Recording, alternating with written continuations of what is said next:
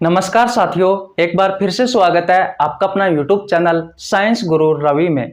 Guys, जैसा कि आपने थंबनेल और टाइटल में देखा, आज की इस वीडियो में हम बात करने वाले हैं कॉर्डेटा फाइलम के एवीज वर्ग के बारे में, यानी कि दोस्तों पक्षियों के बारे में। दोस्तों यह वीडियो सभी प्रतियोगी परीक्षाओं को ध्यान में रखते हुए बनाई गई है। इस वीडियो में जो क्वेश्चन लिया हुआ है वो दोस्तों या तो प्रतियोगी परीक्षाओं में पहले पूछा गया है या फिर दोस्तों आगे पूछे जाने की संभावना है। दोस्तों सेशन में बहुत मजा आने वाला है, प्लीज वीडियो के अंत तक जरूर बने रहना। तो फिर चलिए दोस्तों देरी किस बात की, आज की क्लास स्टार्ट करते हैं। दोस्तों क्वेश्चन नंबर 1 आपकी एग्जाम के पॉइंट ऑफ व्यू से बहुत ही ज्यादा इंपॉर्टेंट है।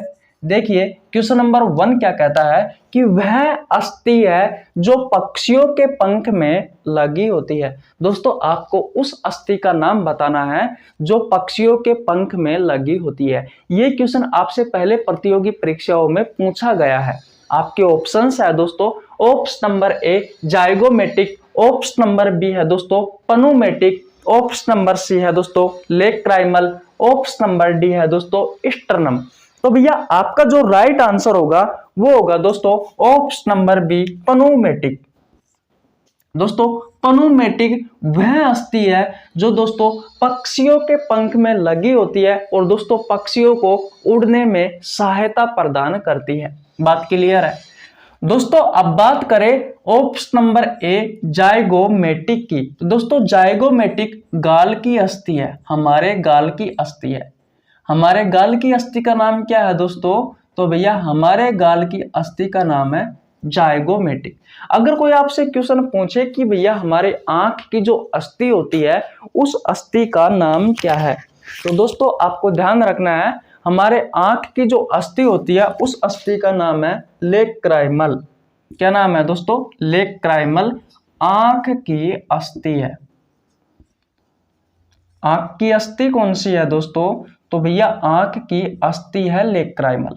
अगर कोई आपसे क्वेश्चन पूछे दोस्तों कि भैया सीने की अस्थि का नाम बताओ, सीने की अस्थि का नाम बताओ, तो दोस्तों सीने की अस्थि का नाम है स्टर्नम। अगर कोई आपसे क्वेश्चन पूछे कि भैया गले की अस्थि का नाम बताओ, तो दोस्तों हमारे गले की अस्थि का नाम क्या है? हायोड। ये दोस्तों स्वतंत्र अस्थि है। इसे स्वतंत्र अस्थि क्यों कहा गया है? क्योंकि मानव शरीर की जितनी भी अस्थियां है दोस्तों, सभी अस्थियां एक दूसरे से जुड़ी हुई होती है, लेकिन हमारे ये गले की जो अस्थि होती है ये अन्य किसी अस्थि से नहीं जुड़ी होती। इस कारण दोस्तों इस अस्थि को क्या कहा जाता है? स्वतंत्र अस्थि कहा जाता है। बात क्लियर है? अगर कोई आपसे पूछे दोस्तों कि तालवा की अस्थि कौन सी है, तालवा की अस्थि, दोस्तों तालवा की अस्थि है पेलेटाइन। पेलेटाइन। आशा करता हूं दोस्तों ये क्वेश्चन आपको बहुत अच्छे से समझ में आ गया होगा। एक बार और रिवीजन करवा देता हूं दोस्तों। वह अस्थि जो पक्षियों के पंख में लगी होती है उस अस्थि का नाम है दोस्तों पनुमेटिक। बात क्लियर है दोस्तों। हमारे गाल की अस्थि की बात करें तो गाल की अस्थि को जाइगोमेटिक कहा जाता है। आंख की अस्थि की बात करें दोस्तों तो आंख की अस्थि को लेक्राइमल कहा जाता है। सीने की अस्थि को दोस्तों स्टर्नम कहा जाता है। गले की अस्थि को दोस्तों हायोड कहा जाता है। इसे स्वतंत्र अस्थि भी कहा जाता है। गले की अस्थि को स्वतंत्र अस्थि क्यों कहा जाता है? इसलिए कहा जाता है दोस्तों क्योंकि गले की अस्थि अन्य किसी अस्थि से जुड़ी हुई नहीं होती। इसके अलावा दोस्तों देखा जाए तो मानव शरीर की जितनी भी अस्थियां है सभी अस्थियां एक दूसरे से जुड़ी हुई होती है, लेकिन गले की एकमात्र ऐसी अस्थि है हायोड जो अन्य किसी अस्थि से जुड़ी हुई नहीं होती। इस कारण दोस्तों इसे स्वतंत्र अस्थि भी कहा गया है। दोस्तों इसके अलावा हम बात करें तालवा की अस्थि की, तो दोस्तों तालवा की जो अस्थि है उसका नाम है पेलेटाइन। तो दोस्तों स्क्रीनशॉट नहीं लिया है तो एक बार फिर ले लीजिए स्क्रीनशॉट, और आशा करता हूं ये क्वेश्चन आपको बहुत अच्छे से समझ में आ गया होगा। अब चलते हैं दोस्तों अगले क्वेश्चन की ओर। दोस्तों अब बात करते हैं क्वेश्चन नंबर 2 के बारे में। देखिए भैया क्वेश्चन नंबर 2 क्या कहता है? क्वेश्चन नंबर 2 कहता है कि ऐसा पक्षी जो उड़ नहीं सकता। आपका ऑप्शन है दोस्तों ऑप्शन नंबर ए शुतुरमुर्ग, ऑप्शन नंबर बी है मोर, ऑप्शन नंबर सी है कौवा, ऑप्शन नंबर डी है तोता। दोस्तों आपका जो राइट आंसर होगा वो होगा शुतुरमुर्ग। दोस्तों शुतुरमुर्ग एक ऐसा पक्षी है दोस्तों जो उड़ नहीं सकता। ये आपसे एग्जाम में पूछा गया है। दोस्तों यहां से एक क्वेश्चन निकल कर आता है कि भैया संसार की सबसे बड़ी कोशिका कौन सी है? संसार की सबसे बड़ी कोशिका कौन सी है? तो भैया संसार की सबसे बड़ी कोशिका कौन सी है? तो भैया ये जो शुतुरमुर्ग है ना, इस शुतुरमुर्ग का अंडा होता है। ये दोस्तों संसार की सबसे बड़ी कोशिका है। अगर आपसे क्वेश्चन पूछे कि भैया संसार की सबसे छोटी कोशिका कौन सी है? सबसे छोटी कोशिका कौन सी है? तो भैया माइकोप्लाज्मा है। कौन सी है? माइकोप्लाज्मा है। अगर दोस्तों हम हमारे शरीर की बात करें तो शरीर की दोस्तों सबसे बड़ी जो कोशिका है,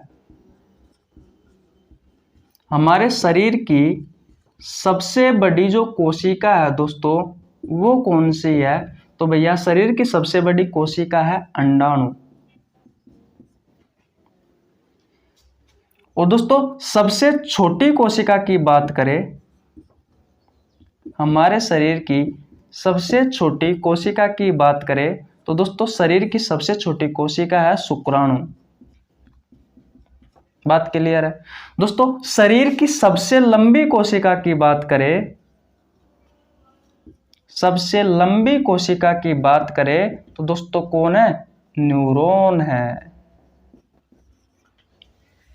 दोस्तों आशा करता हूं ये सभी बातें आपको अच्छे से समझ में आ गई होगी। अगर आपने स्क्रीनशॉट नहीं लिया है तो स्क्रीनशॉट ले लीजिए।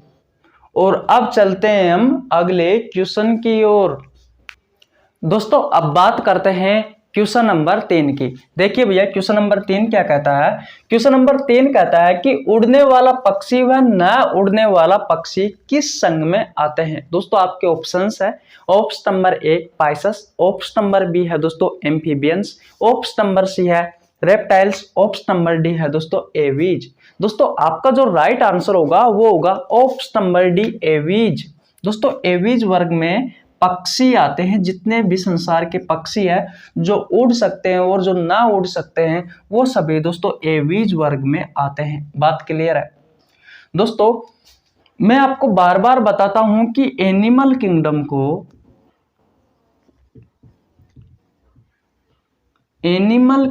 को 11 फाइलम में बांटा गया है। दोस्तों आगे बढ़ने से पहले मैं आपको बता दूं, ये जो मैं सीरीज चला रखी है दोस्तों, ये सीरीज सिर्फ प्रतियोगी परीक्षाओं के लिए उपयोगी है। आप प्रतियोगी परीक्षाओं की तैयारी कर रहे हो तो दोस्तों ये सीरीज देख सकते हो, इसके अलावा नहीं। क्योंकि दोस्तों इसमें लिमिट की इंफॉर्मेशन है जो प्रतियोगी परीक्षाओं में पूछी जाती है वो वाली। देखिए एनिमल किंगडम को 11 फाइलम में बांटा गया है। 10 फाइलम दोस्तों हमने अच्छे से पढ़ लिए। हम पढ़ रहे थे 11वां फाइलम, और 11वां फाइलम का नाम है दोस्तों कोरडेटा। और कोरडेटा फाइलम को दोस्तों 5 क्लास में बांटा गया है। कितने क्लास में बांटा गया है दोस्तों? 5 क्लास में बांटा गया है। पहली क्लास है दोस्तों पाइसस, दूसरी क्लास है दोस्तों एम्फीबियंस, तीसरी क्लास है दोस्तों रेप्टाइल्स, चौथी क्लास है दोस्तों एवीज, और 5वीं क्लास है दोस्तों मैमल्स। पाइसस हमने पढ़ लिया, एम्फीबियंस हमने पढ़ लिया, रेप्टाइल्स हमने पढ़ लिया। हम पढ़ रहे हैं आज एवीज। अगर आपको इनकी वीडियो देखनी है और एनिमल किंगडम के पिछले 11 फाइलम की वीडियो देखनी है तो आपको नीचे लिंक डिस्क्रिप्शन में मिल जाएगा, आप जाकर देख सकते हैं। अब दोस्तों हम बात करते हैं कि इनकी पहचान क्या है। दोस्तों पाइसस फाइलम में आती है मछलियां, जो सच्ची मछली होती है दोस्तों वो सभी पाइसस फाइलम में आती है। एम्फीबियंस में दोस्तों ऐसे जीव आते हैं जो दोस्तों पानी में भी रह सकते हैं और दोस्तों धरती पर भी रह सकते हैं। बात क्लियर है? जैसे कि मेंढक। रेप्टाइल्स में दोस्तों ऐसे जीव आते हैं जो दोस्तों रेंगकर चलते हो, जो रेंगकर चलते हो। एवीज में दोस्तों उड़ने वाले पक्षी और न उड़ने वाले पक्षी आते हैं दोस्तों एवीज वर्ग में। और दोस्तों मैमल्स की बात करूं तो भैया मैमल्स में कौन आते हैं, जितने भी स्तनधारी है, गाय भैंस घोड़ा बकरी मनुष्य, वो सभी दोस्तों इस संघ में आते हैं। तो दोस्तों आशा करता हूं ये क्वेश्चन भी आपको बहुत अच्छे से समझ में आ गया होगा। स्क्रीनशॉट नहीं लिया है तो स्क्रीनशॉट ले लीजिए। और अब चलते हैं दोस्तों अगले क्वेश्चन की ओर। दोस्तों अब बात करते हैं क्वेश्चन नंबर 4 की। देखिए भैया क्वेश्चन नंबर 4 क्या कहता है। क्वेश्चन नंबर 4 कहता है कि एवीज से संबंधित सत्य कथन है। दोस्तों जो क्लास है कोर्डेटा की एवीज, उससे संबंधित सत्य कथन आपको बताना है। आपके ऑप्शंस है दोस्तों, ऑप्शन नंबर ए, इसके हृदय में 4 कक्षक होते हैं। ऑप्शन नंबर बी है दोस्तों, इनका जो ब्लड होता है दोस्तों वो गर्म होता है, यानी कि इनका गर्म खून होता है। ऑप्शन नंबर सी है कि भैया उत्सर्जन के लिए किडनी और दोस्तों श्वसन के लिए फेफड़े होते हैं। ऑप्शन नंबर डी है दोस्तों उपरोक्त सभी। तो भैया आपका जो राइट आंसर होगा वो होगा दोस्तों ऑप्शन नंबर डी उपरोक्त सभी। दोस्तों ये सभी कथन सत्य हैं। किस तरीके से? सबसे पहले दोस्तों इसके हृदय में 4 कक्षक होते हैं, बिल्कुल बात सही है दोस्तों। जो स्तनधारी होते हैं, जो मैमल्स होते हैं, और दोस्तों जो एवीज जो पक्षी वर्ग होते हैं, दोनों के हृदय में दोस्तों 4 कक्षक होते हैं। मत्स्य जो संघ होता है दोस्तों, उनके हृदय में 2 कक्षक होते हैं। रेप्टाइल्स और एम्फीबियंस होते हैं, उनके हृदय में दोस्तों 3 चैम्बर होते हैं। बात क्लियर है? अगली बात करें दोस्तों तो इनका गर्म खून होता है। ये बात भी बिल्कुल सही है दोस्तों। गर्म खून का मतलब क्या हो, ठंडा खून का मतलब क्या है, ये समझिए दोस्तों। जिन प्राणियों का गर्म खून होगा दोस्तों, उनका ब्लड का तापमान वातावरण के अनुसार परिवर्तन नहीं होता। पहली बात क्लियर। दूसरी तरफ देखा जाए दोस्तों तो जिनका ठंडा ब्लड होता है, उनके ब्लड का तापमान वातावरण के अनुसार परिवर्तन हो जाता है। ये बात समझ में आ गई। अब बात करते हैं कि किस किस का तो गर्म ब्लड होता है और किस किस का ठंडा ब्लड होता है। तो दोस्तों स्तनधारी और दोस्तों जो पक्षी है, इनका तो दोस्तों गर्म खून होता है। इसके अलावा दोस्तों पाइसस, एम्फीबियंस और जो रेप्टाइल्स होते हैं, इनका दोस्तों ठंडा ब्लड होता है। बात क्लियर है? ये बात भी अच्छे से समझ में आ गई होगी दोस्तों। इसमें उत्सर्जन के लिए किडनी होती है और श्वसन के लिए फेफड़े होते हैं। ये बात बिल्कुल सही है। तो दोस्तों सभी के सभी कैरेक्टर एवीज संघ से संबंधित सत्य है। इसलिए दोस्तों आपका जो राइट आंसर हो जाएगा वो हो जाएगा ऑप्शन नंबर डी उपरोक्त सभी। आशा करता हूं दोस्तों ये वीडियो आपको बहुत अच्छी लगी होगी। स्क्रीनशॉट नहीं लिया है तो स्क्रीनशॉट ले लीजिए। और दोस्तों आज हम यहीं तक रखते हैं, क्योंकि एवीज वर्ग से इतने से ही क्वेश्चन बनते हैं जो दोस्तों मैंने आपको सारे क्वेश्चन करवा दिए। फिर मिलते हैं किसी नेक्स्ट वीडियो में, तब तक के लिए जय हिंद जय भारत। इससे पहले दोस्तों मैं आपको बता दूं कि अगर आप हमारे चैनल पर नए आए तो चैनल को सब्सक्राइब कर लेना, बेल आइकन को प्रेस कर लेना, जिससे आपके पास हमारे वीडियो का नोटिफिकेशन टाइम टू टाइम पहुंच सके। मिलते हैं किसी नेक्स्ट वीडियो में, तब तक के लिए जय हिंद जय भारत।